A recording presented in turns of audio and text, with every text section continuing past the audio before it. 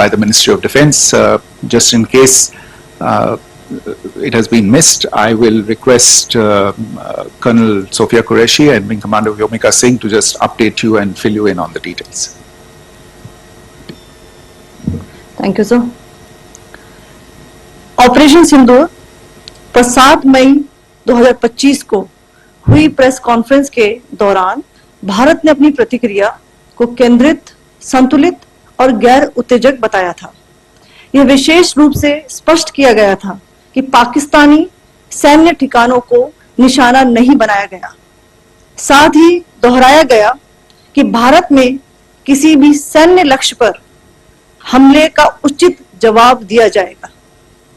7 से 8 मई 2025 की रात को पाकिस्तान ने उत्तरी और पश्चिमी भारत में स्थित कई सैन्य ठिकानों को, जैसे कि अवंतीपुरा, श्रीनगर, जम्मू, पठानकोट, अमृतसर, कपूरथला, जालंधर, लुधियाना, आदमपुर, भटिंडा, चंडीगढ़, नाल, फलौदी, उत्तरलाई और भुज पर ड्रोन और मिसाइलों से हमला करने का प्रयास किया। इन हमलों को इंटीग्रेटेड काउंटर यूएस ग्रिड और वायु रक्षा प्रणालियों द्वारा निष्क्रिय कर दिया गया। इन हमलों का मलबा कई स्थानों से बरामद हुआ, जो कि पाकिस्तानी हमलों का प्रमाण है। On the night of 7th May 2025, Pakistan attempted to engage a number of military targets in northern and western India using drones and missiles. These places included Avantipura, Srinagar, Jammu, Pathankot, Amritsar, Kapurthala, Nal, Jalandhar, Ludhiana, Adampur, Bhatinda, Chandigarh, Falodi, Uttarlai and Bhuj. These were neutralized by the integrated counter unmanned aerial system and other air defense systems. The debris of these attacks is now being recovered from a number of locations that prove the Pakistani attacks. आज सुबह भारतीय सशस्त्र बलों ने पाकिस्तान के कई स्थानों पर वायु रक्षा रडार और प्रणालियों को निशाना बनाया। भारत की प्रतिक्रिया समान क्षेत्र में समान तीव्रता के साथ की गई। यह विश्वसनीय रूप से ज्ञात हुआ कि लाहौर में स्थित एक वायु रक्षा प्रणाली को निष्क्रिय कर दिया गया। Today morning, Indian Armed Forces targeted air defense radars and systems at a number of locations in Pakistan. Indian response has been in the same domain with the same intensity as Pakistan. It has been reliably learnt that an air defense system at Lahore has been neutralized. Pakistan ने नियंत्रण रेखा पर आकरण गोलीबारी की तीव्रता बढ़ा दी है, जिसमें कुपवाड़ा, बारामूला, उरी, पुंछ, मेंढर और राजौरी क्षेत्रों में मोर्टार और भारी तोपखाने का इस्तेमाल किया जा रहा है। Pakistan has increased the intensity of its unprovoked firing across the line of control using mortar and heavy caliber artillery areas in Kupwara, Baramulla, Uri, Poonch, Mendhar and Rajouri sectors in Jammu and Kashmir. 16 innocent lives have been lost, including 3 women and 5 children due to the Pakistani firing.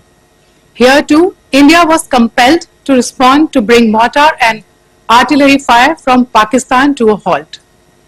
Indian Armed Forces reiterate their commitment to non-escalation, provided it is respected by the Pakistan military. Jai Hind.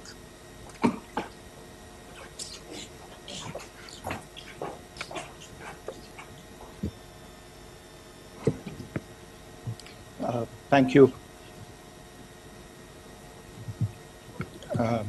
Friends, this is, as I said, further to the briefing that was provided yesterday and some of the updates that have been just provided by Colonel Qureshi and Wing Commander Singh.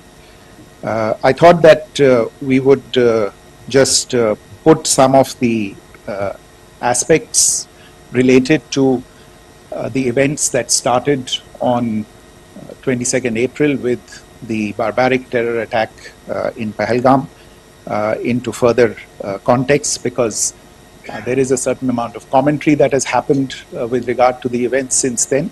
And more than the commentary, there has been a lot of disinformation that has been directed at us from across the border. So a few things that I would like you to keep in mind. First of all, there is mention on all sides of escalation. I think the first point that you have to keep in mind is the attack of 22nd April in Pahalgam is the original escalation.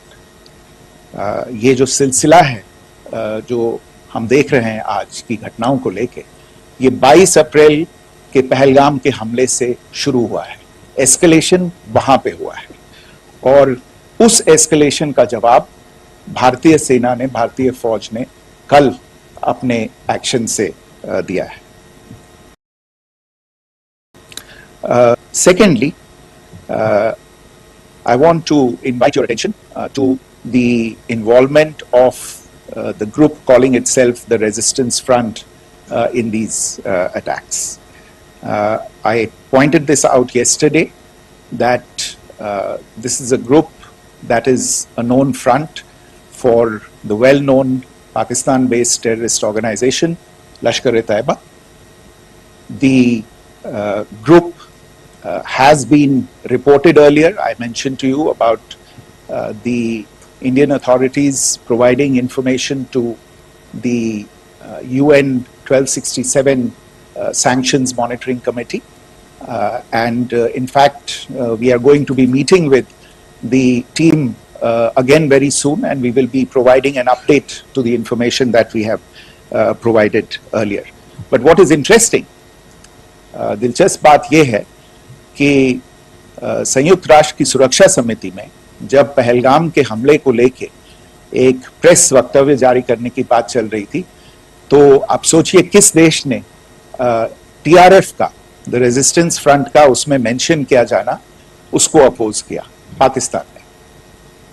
This was after the fact that the TRF claimed responsibility for this attack not once but twice, within a few hours after the incident on the 22nd of April, and then again on the morning of 23rd April. And it is perhaps only after the full gravity of the incident was realized by its masters and handlers across the border that it was managed to back off from this claim. Obviously, that retraction doesn't convince anybody. तीसरी चीज जो मैं आपसे कहना चाह रहा था, और कर्नल कुरैशी और विंग कमांडर सिंह ने कल भी बड़े स्पष्ट शब्दों में और आज भी आपसे ये बात साझा की है. जो भारतीय रिस्पॉन्स है वो नॉन एस्केलेटरी है, प्रिसाइज है, सटीक है, मेजर्ड है और कंसिडर्ड है. Our intention has not been to escalate matters. We are only responding to the original escalation, as I said, and our response has been targeted, precise, controlled and measured. Only no military targets have been selected. Only terrorist infrastructure in Pakistan has been hit. Now, there are, as I said, a number of issues that have been raised.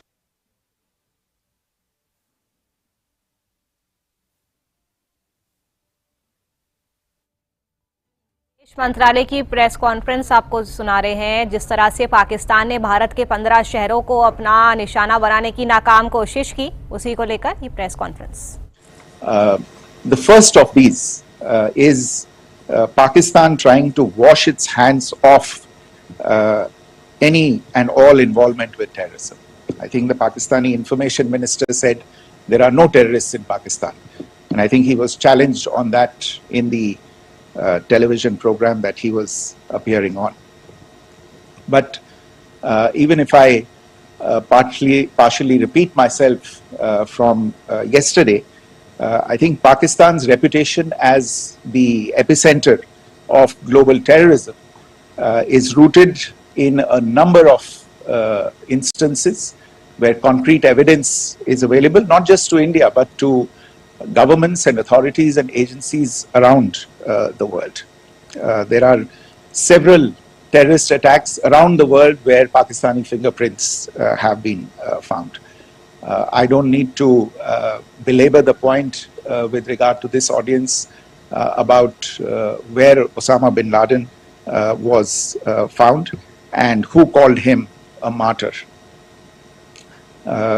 Pakistan has also for decades pursued cross-border terrorism into India with impunity, and as I said yesterday also, in order to deliberately mislead the international community, they claimed that the terrorist Sajid Mir was dead. They came under pressure, and Sajid Mir was then brought back to life, arrested, and is now apparently in Pakistani custody. Pakistan is also home to a very large number of UN proscribed as well as UN proscribed terrorists, as well as terrorists proscribed by a number of other governments in the world, including, of course, the Lashkar-e-Taiba and the Jaish-e-Mohammed, as well as their leaders, Masood Azhar and Hafiz Mohammed Saeed. आपने देखा होगा हाल ही में पिछले ही कुछ दिनों में पाकिस्तान के रक्षा मंत्री और उनके पूर्व विदेश मंत्री दोनों ने इस बात को माना है कि पाकिस्तान का ऐसे ग्रुप्स के साथ जो रिश्ता है वो क्या रहा है. Both the defense minister and the former foreign minister of Pakistan, I think they've done a more eloquent job of this than I could ever do in terms of describing their country's implication in international terrorism and their involvement in housing these kinds of groups. दूसरा जो विषय है वो है पाकिस्तान का जो एक दावा है कि एक इंटरनेशनल impartial investigation होना चाहिए, एक joint investigative committee होनी चाहिए. These calls for jointly investigating this heinous and barbaric attack in Pahalgam. Again, I think you know the history well on this. You know the track record well, and it is not a bright track record insofar as Pakistan is concerned. In fact, in the pursuit of justice for the victims of multiple terrorist attacks, whether it be Mumbai in 2008, in Pathankot in 2016, or many others. But in particular for these two attacks, India had offered to cooperate. India provided forensic evidence and urged Pakistan to bring the perpetrators of these attacks to justice. We, in particular with regard to the Mumbai attacks of 2008, where a Pakistani Lashkar-e-Taiba terrorist was captured alive, India provided extensive information and evidence related to the involvement of Pakistani terrorists in this attack. Cases were registered, but you are all aware that these cases have not progressed despite the formation of judicial teams, etc. And Pakistan has consistently stonewalled all efforts to move the investigation along. In fact, with regard to the Pathankot attack as well, a joint investigative team was formed. We gave access, unprecedented access, I should say, to Pakistani team to the site of the attack. Details of call records data and DNA, etc. were shared with Pakistan. We had shared with them details related that we had been able to access to the addresses of terrorists. We presented evidence against the office bearers of Jaish-e-Mohammed who had conspired in the attack, and the handlers of the terrorists who facilitated them and guided them in. But there has been no movement on this.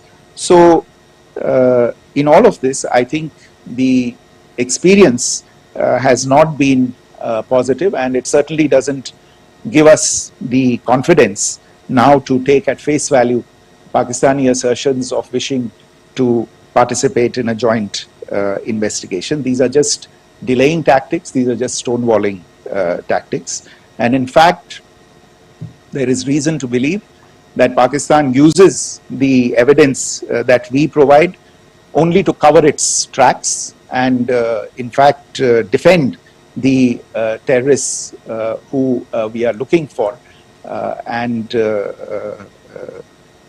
obstruct the path of investigation. A third point that I wanted to address was the claim that only civilians were killed in the strikes on the 7th of May. We have made the point very clearly that all attacks on the morning of 7th May were against carefully selected terrorist infrastructure, terrorist targets. It is not clear to us, in fact, seeing some of the coverage of the after effects of these strikes, including the funerals for the terrorists that are held yesterday. I think a lot of you have seen the reports and the coverage on media. If only civilians, if any civilians were killed in these attacks, I wonder what message this picture actually sends to all of you. This is a question that is worth asking. It's also odd that the funerals of civilians are carried out with the coffins being draped in Pakistani flags and state honors being accorded. As far as we are concerned, the individuals eliminated at these facilities were terrorists. Giving terrorist state funerals may be a practice in Pakistan. Doesn't seem to make much sense to us. Pakistan has also claimed that India deliberately attacked religious sites. This is completely false again. I have made it clear that the targets were terrorist infrastructure, terrorist facilities, and locations connected clearly with incidents of cross-border terrorism into India. And it is in fact Pakistan that is misusing religious sites as a cover to in fact radicalize, direct and indoctrinate and train terrorists. In fact, contrary to what Pakistan is claiming, yesterday Pakistan launched a targeted attack on the Sikh community in the state of Jammu and Kashmir, hitting Gurdwara in Poonch and the homes of Sikh community members which came under attack. And we know that at least 3 individuals were killed in that particular attack. Pakistan is also making attempts to, in fact, just to add to this point, the retaliatory action that Pakistan has taken, in fact, is impacting civilians. I showed you the picture of the Gurdwara and the Sikh community members who were killed in this. There are other civilians also who've been killed and injured in these